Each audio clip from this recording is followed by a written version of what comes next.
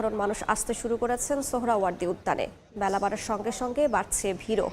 নিরীহ ফিলিস্তিনিদের পাশে দাঁড়াতে বিশ্ববাসীকে সোচ্চার করাই এই কর্মসূচির লক্ষ্য বলে জানান আয়োজকরা। র্যালি নিয়ে সবার গন্তব্যস্থল সোহরাওয়ার্দী উদ্যান। সেখানে একই মঞ্চে দেখা যাবে রাজনৈতিক দল, সামাজিক সংগঠনের শীর্ষ নেতাদের। সভাস্থল ঘিরে নেওয়া হয়েছে বিশেষ নিরাপত্তা ব্যবস্থা।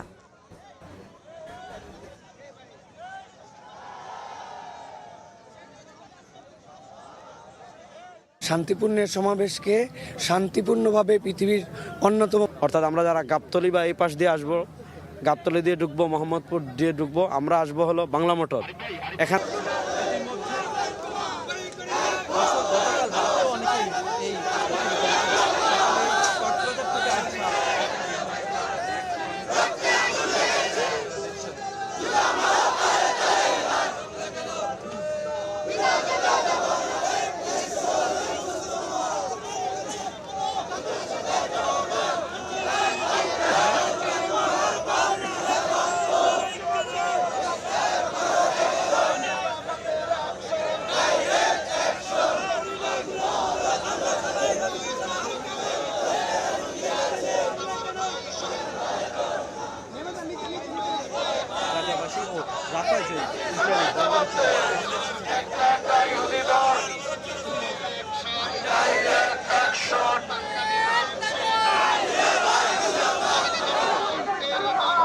শুরু করছে, তবে সকাল ফজরের পর থেকে মানুষের সমাগমটা আলহামদুলিল্লাহ অনেক বৃদ্ধি পেয়েছে। সুশৃঙ্খলভাবে আসবে, বিভিন্ন জায়গাতে আমাদের শৃঙ্খলা বাহিনী দেওয়া আছে।